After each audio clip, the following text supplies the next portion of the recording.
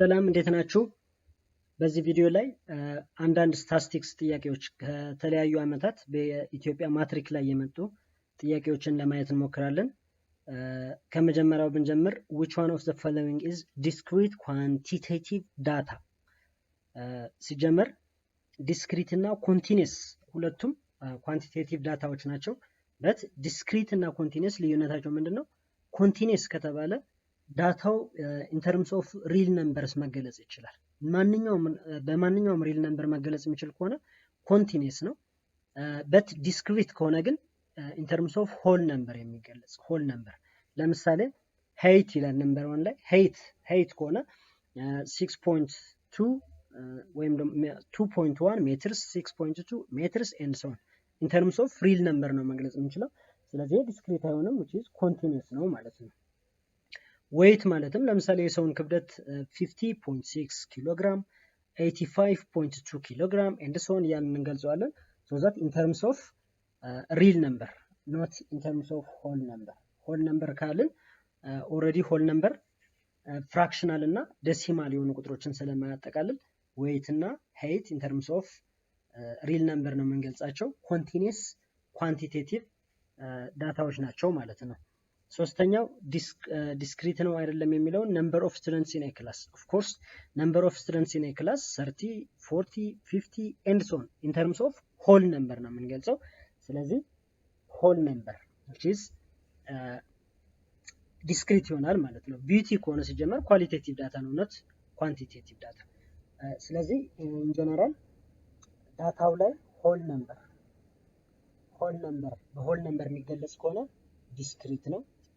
በሪል ነምበር የሚገለጽ ከሆነ ደግሞ ኮንቲኒየስ ነው ማለት ነው። ስለዚህ የመጀመሪያው ሲ number of students in a class 30 or 40 or 50 ያንን ስለሆነ የምንገልጸው ይሄ discrete quantitative data ነው ማለት ነው።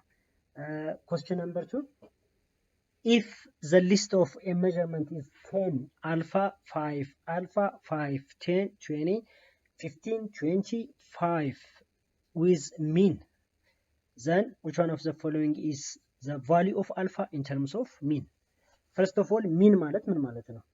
mean ማለት the sum of all the numbers divided by the total number of the numbers ነው። ስለዚህ 10 plus alpha plus 5 plus alpha plus 5 10 plus alpha plus 5 plus alpha plus 5 plus 10 plus 20 plus 15 plus 20 plus 5 over total number of ዳታችን 1 2 3 4 5 6 7 8 9 10 over 10 ዘን ይሄ ማለት mean which is equals to alpha ስለዚህ twice of alpha plus 10 plus 5 15 20 30 50 50 and 15 75 9 85 90 plus 90 over 10 then crisscross ብናደርገው 2 alpha plus 90 ማለት 10 times mean ማለት ነው። then shift 90 to the right hand side ስለዚህ twice of alpha ማለት 10 times mean minus 90 ማለት ነው። then divide both sides of the equation by 2 so that alpha ማለት 5 minus 45 በሁለት ብናከፍል ስለዚህ alpha in terms of mean ማለት 5 mean minus 45. Question number 3. We have a given data which is age of students in a primary school. Then which one of the following is true about the data? First of all, the median class. ወይ ደግሞ median የሚባለው 10.5 ነው። እሱን ቼክ እናደርግ። median ማለት in general ለምሳሌ x ዳታችን frequency አለን then cumulative frequency ብናደርግ ቀላል ያደርግልናል 8 10 11 12 13 11 12 30. Then 5, 15, 8, 10, 2.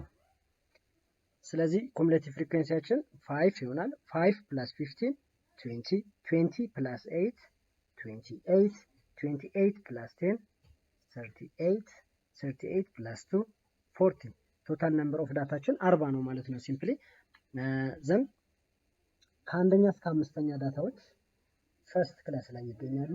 ከስድስተኛ እስከ 20ኛ ሰከንድ ክላስ ላይ፣ ከ21ኛ እስከ 28ኛ ሰርድ ክላስ ላይ፣ ከ29ኛ እስከ 38ኛ ፎርዝ ክላስ ላይ፣ ከ39ኛ እስከ 40ኛ ደግሞ መጨረሻ ክላስ ላይ ይገኛሉ። ስለዚህ ሚዲያን ማለት ሚዲያን ከሆነ ኦድ ወይም ደግሞ ቶታል ነምበር ኦፍ ዳታችን አሁን ኢቨን ነምበር ስለሆነ n over 2 plus n over 2 plus 1 over 2 ስለዚህ n over 2 ማለት 42ኛ 20 plus 21st value over 2 ሶ ሃይኛ ቫልዩ ማለት በኩሙሌቲቭ ፍሪኩዌንሲው ላይ ስናየው ሃይኛ ቫልዩ የምናገኘው 15 ወይም ደግሞ ሃይኛ ቫልዩ 5 ከአንደኛ እስከ አምስተኛ ፈርስት ክላስ ላይ ያሉት ከአንደኛ እስከ አምስተኛ ከስድስተኛ እስከ 20ኛ የሚገኙ ሰከንድ ክላስ ስለሆነ ስለዚህ ሃይኛ ቫልዩ 10 ነው ፕላስ 21ኛ ቫልዩ ማለት ስለዚህ ከ21 እስከ 28 እዚህ ውስጥ ነው ያሉት so that 11 over 2 which is 21 over 2 ስለሆነ 10.5 so የመጀመሪያው true ነው። ሁለተኛ the mode is 10 ይላል። ሞድ ሲምፕሊ ሃይ ፍሪኩዌንሲ ያለው ቫልዩ ማለት ነው። ሶ ትልቁ ፍሪኩዌንሲ 15 ስለሆነ ሞዳል ቫልዩ 10 ነው። ይሄም ትክክል ነው፣ ትሩ ነው። ሶስተኛ ሚን ማለት 5 times 8 which is 40 plus 10 times 15 which is 150 plus 8 times 11 which is 88 plus 12 times 10 120 plus 2 times 30 which is 26 over total number of ዳታችን which is total number of data ወይም ደግሞ total ፍሪኩዌንሲያችን 40 ነው። ሶ 40 150 88 120 26 ብንደምር ስንት ይሆናል? 40 150 88 150 88 40 120 26 14 አንዳለን ሶዛት 5 እና 1 6 10 18 20 22 2 2 አለን 424 ይሆናል 424 ስለዚህ 324 ነው actually የሚሆነው 324 over 40 which is 10.6 so 10.6 ከሆነ ይሄኛው ፎልስ ይሆናል ማለት ነው። አራተኛ ሬንጅ ከሆነ ማክሲማም ቫልዩ ማይነስ ሚኒማም ቫልዩ ነው። so that maximum value 13 ነው፣ ሚኒማም ቫልዩ 8 ነው። their difference is 5 ይሄም ትሩ ነው። ስለዚህ ኖት ትሩ ስለሆነ ነው የሚለው ጥያቄ ፎልስ የሚሆነው ሚን ነው። ሚን